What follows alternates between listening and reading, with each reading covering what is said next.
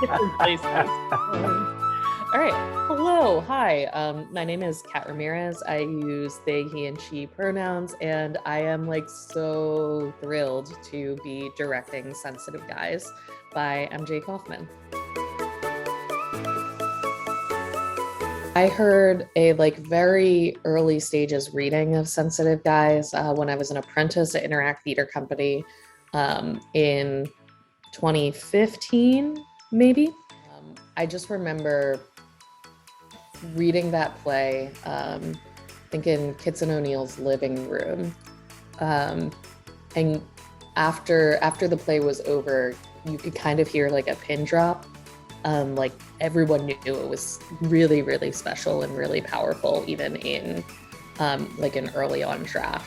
Having the opportunity to work with like all of these incredible students and work with Temple has been like such a dream, because I've been like, yeah, I've been holding this piece in like the back of my head for a while now.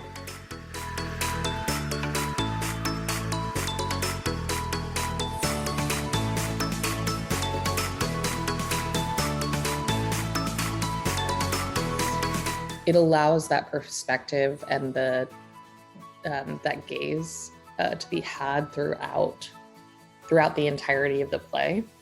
You're always aware that is who is making the piece. That is who is embodying the piece. That is who it is for. And I think that is incredibly powerful, and also allows for, I think, the humor and the commentary and the heartbreak. It allows for all of those things to be heightened for me.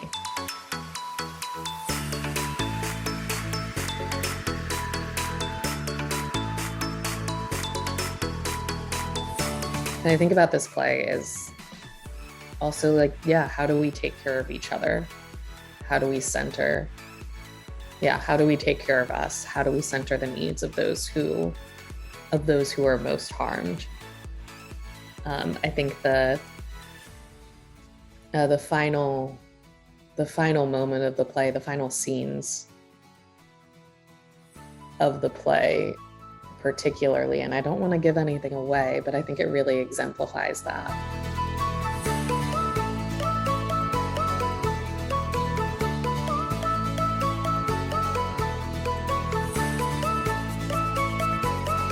I think something that I'm discovering is like humor and directionality on Zoom is like, can be tricky. There are a couple lines in the play that like, there are big group meeting scenes, and it'll be one person who's like really specifically saying a line to another person.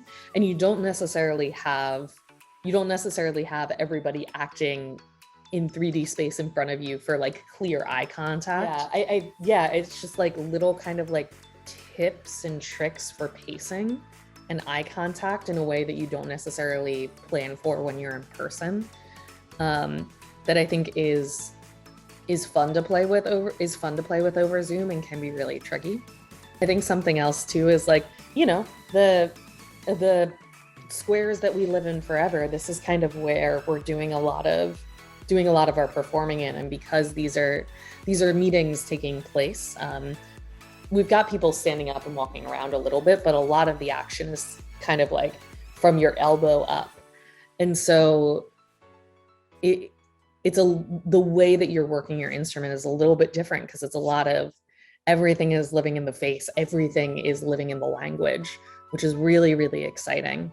There are a couple moments where like people have to put their hands in the center that we've had to like be like, all right, how do we do this in a way that you can buy people doing this action over Zoom? I think in terms of like excitement and cheering people on, which happens in a couple of the scenes, this is what I'm thinking about a lot today, because this is what we go into rehearsing later tonight. But how to do that in a way that is like fully embodied and excited, and like in natural. How can we buy somebody like going like, oh my God, yes, great job, when it's just them in their apartment. I just did it, but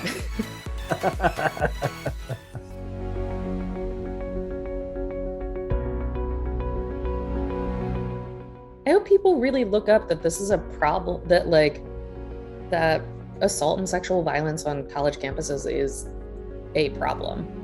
And it is something that has touched so many people.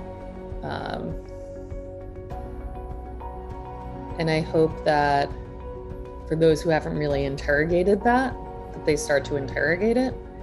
I think for those who are survivors of that, they're able to like feel seen and held by this work.